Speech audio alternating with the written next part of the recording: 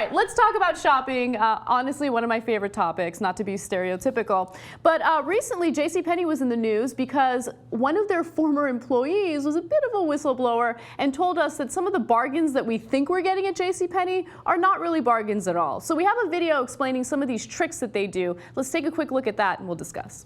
Department stores continue to do good business despite all the predictions over the years that their days are numbered. But a new report says one reason they're doing well is by coming up with all sorts of creative ways to keep you shopping and keep you in the store. The report from MarketWatch.com claims many things in your favorite department store are carefully researched and planned to make you linger, catch your eye, and get you to spend more. And we're not just talking about pretty displays. This includes placing bathrooms in far corners to get you to walk by more merchandise to get there, setting high profit items up front, such as perfume and jewelry at the entrance to the store, making it harder to find discounted merchandise, and offering you food and snacks to keep you from getting hungry and leaving. Bottom line, the longer you spend in the store, the more you spend. They know that, so keep those little secrets in mind next time you wander a department store so you don't waste your money. Damn. All right, so now all of a sudden they've been exposed, and I'm sure some of you have already expected that they do things to make you stay longer and spend more. It reminds me a lot of what casinos do. They make sure that there are no windows, they don't want any clocks anywhere, so you don't have a sense of time and you're just stuck there gambling all day long and losing all your money. So Wendy, does this surprise you, and have you been victim or a victim of some of their tactics? This is like the most baloney piece of retail news ever. Before I was the amazing journalist that I am now, I actually used to work in retail, and it's not a surprise. I mean, we go to the store to buy things, and they're not going to put a bathroom in the middle of an area. I mean, you get enticed by going in. I don't think I've been a victim. I think I've been an explorer of all that is retail. Okay. But now, you know, you also have online shopping. I'm the kind of person that I will literally spend the $100 so that I'm not paying the $9 shipping and handling fee. Yeah. So maybe that's also the new trick in selling as well. Oh, absolutely. I'm the same way. And what I do like about online shopping is, you know, you don't have the experience of going into a store where, you know, you do impulse buying, because I do a lot of that when I'm in a store. But with online shopping, absolutely, they have their own little tricks, and I never want to pay shipping. I hate that. But Bob Blanchford, who was the JCPenney whistleblower, revealed that what they would do is, let's say they're having a 50% off sale. Right before they have this so-called 50% off sale, they'll hike up the original price to double, and then they'll say, hey, 50% off. So in some cases, you might be paying a little more than you typically would, or you're paying exactly what you would retail price. Jimmy, what are your thoughts on this? Well, has there ever been a sale in the last 5 years that wasn't a blowout sale? Right.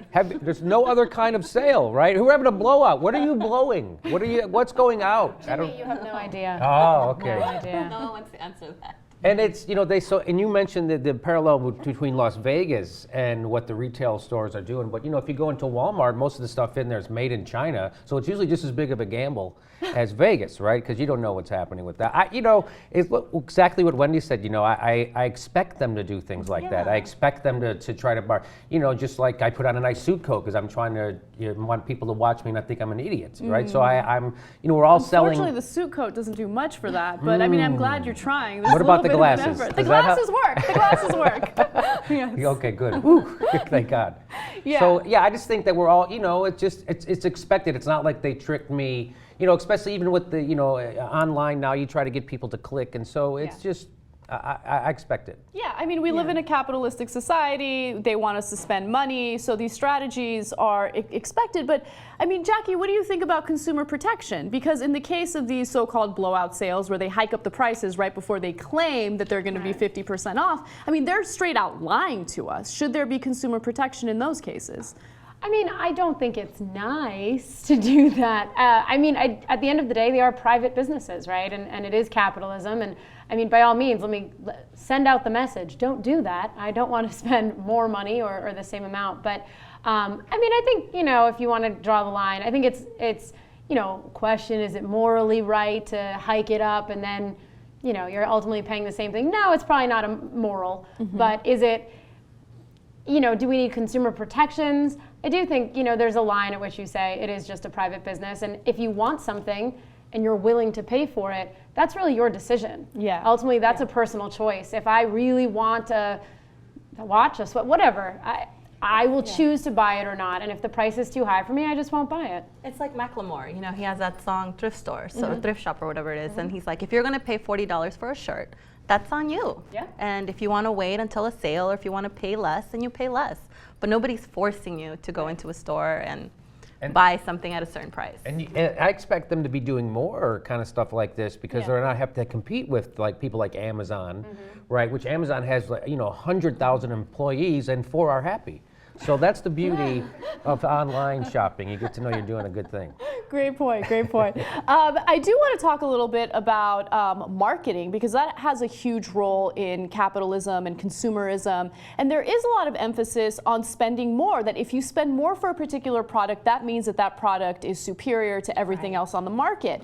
And a lot of people believe in that. I mean, that psychology works, and it's always fascinating to me. Wendy, what do you think? It is so ridiculous. Yeah. Like when JC had this thing with Barney's, and kids that are not making a lot of money are going in there to spend $500 on a belt. Like, are you serious? It's a belt. And I know that you want the brand and you want to spend more and you're shopping at this fancy designer store, but if you don't need it, you don't need it. And a belt from another store that retails at $20, $30 is just as good. Yeah, absolutely. I do think it comes down, I will say, not that I'm, run to go spend a ton of money. For what it's worth, I do not. But I do think that in some cases, the more expensive stuff does fit better. Sometimes. I think you have to do your research, right? Especially with accessories, I think it's ridiculous, right? A belt is a belt. A nice watch is a nice watch. You're literally paying for the name in, tiny point to show up.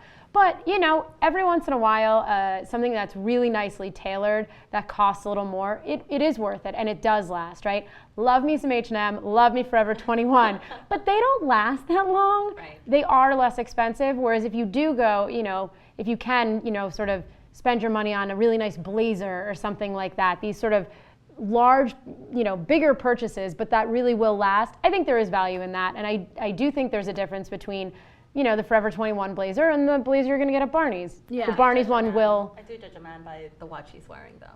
Oh, there you go. damn. Wow. So this brings up another point. But I love that you brought that up, and you're putting yourself in a tough spot because people are gonna basically talk shit about that. But I think you're being you're being honest, and I like that because for you it's the watches, and I think that for both men and women there's always a lot of emphasis on always looking good and always being presentable, and sometimes they feel like, hey, we got to spend as much money as possible to look presentable, when you don't necessarily have to do that. Like, I want to start a campaign where it's cool to buy something at the flea market or at the thrift shop, where you don't buy into this notion that, hey, you know what, I want that Louis Vuitton purse, so I barely make any money working at my fast food job, I'm going to spend $600 on it. It's ridiculous. Now, when you start this campaign, are you going to be wearing that necklace?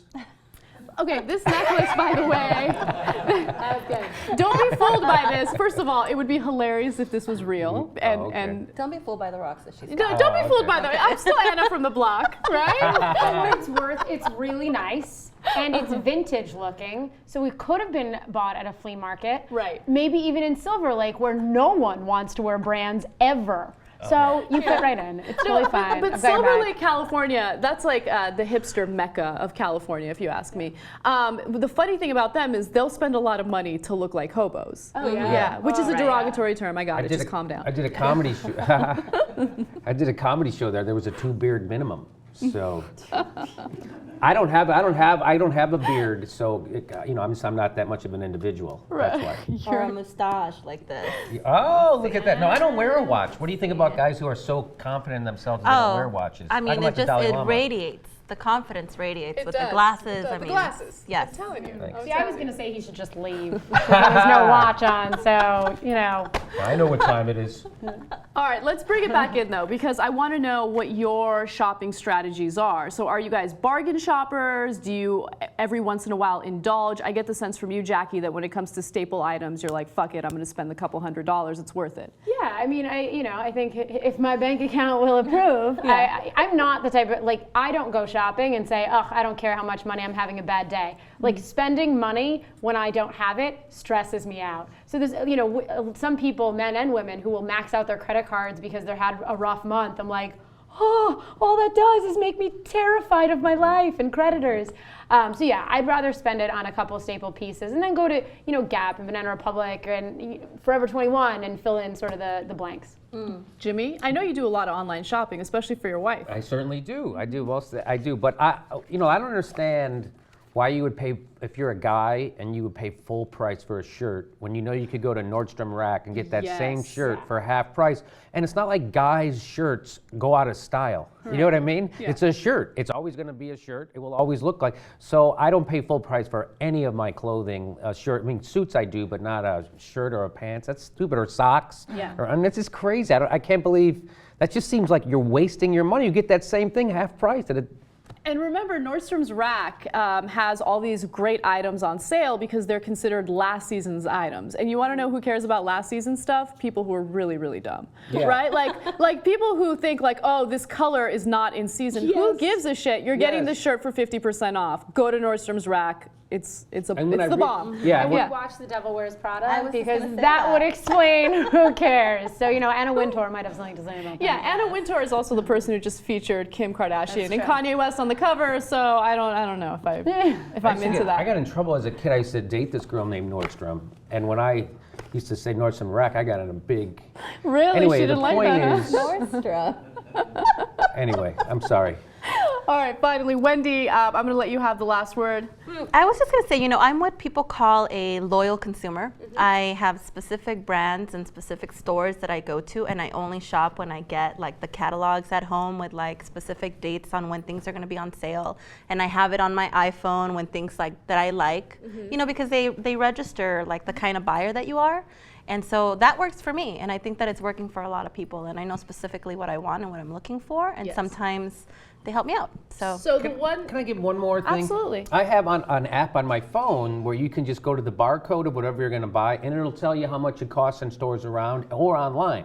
So you know you're not getting ripped off. What's it's called, the app called? Red Bar, maybe, I think it's called. Is it called Red Bar? Yeah, so you can just go to the barcode, boop, like and that. it'll show you, oh, this is what it costs at Amazon, this is what it costs at Target, this is what it costs at Walmart. So you know you're getting the right price. That's so, a great time tip. to shop like that too. Yes. That's a really great tip. So I'll close this segment by giving you guys the tip that I always use. If you're shopping online, just keep in mind that there is always a coupon code or a promo code. So all you have to do, let's say you're shopping at Target, go to Google and type in Target promo code. Something will pop up, I guarantee it. So go ahead and do that, and you will save some money. So that's my tip, and hopefully that helps you guys out.